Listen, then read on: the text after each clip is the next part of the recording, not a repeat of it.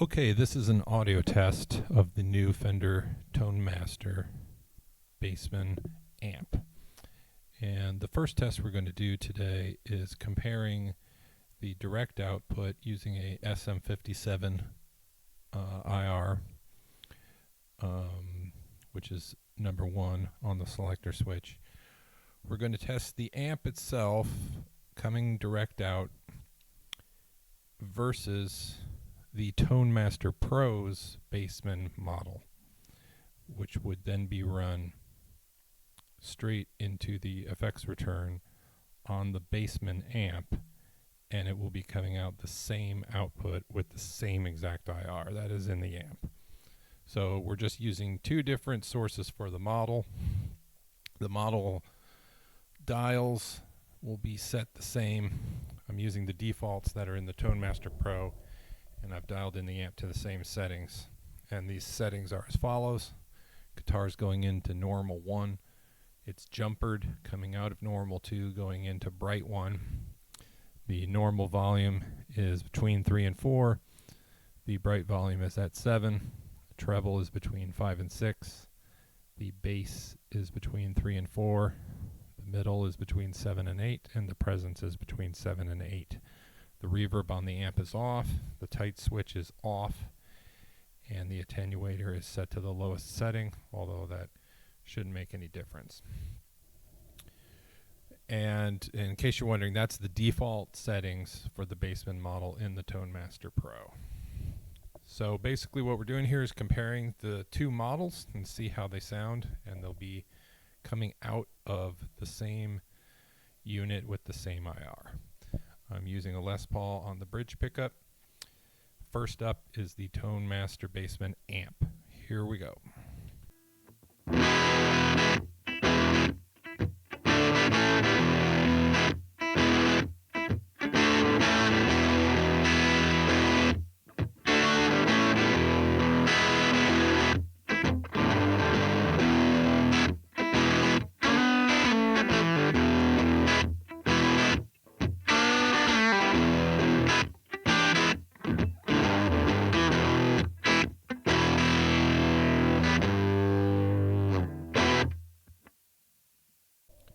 Okay, that was the Tonemaster amp. Now we are going to hear the model in the Tonemaster Pro.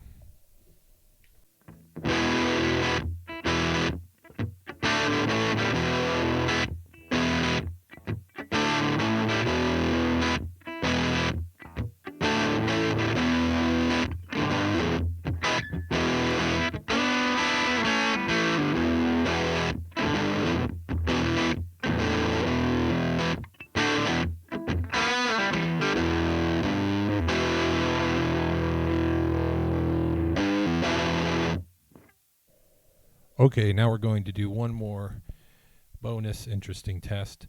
We are going to test the Tonemaster Pro's Bassman model, but instead of going into the Tonemaster Bassman amp, we're going to go into a Tonemaster Fender Twin amp, also using the SM57 direct out.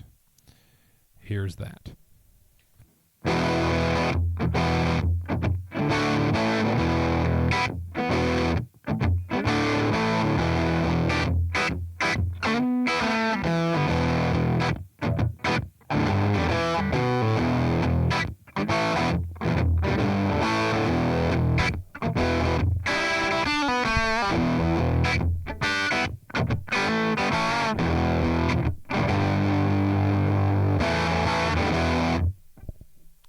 Okay, that was the Tonemaster Pro Bassman model going into the front of a Fender Twin Tonemaster and then coming out the DI on the back, which is set to the SM57 microphone, which is the number 2 mark on the switch. Number 0 is off, so it's important not to use that if you're doing this type of thing.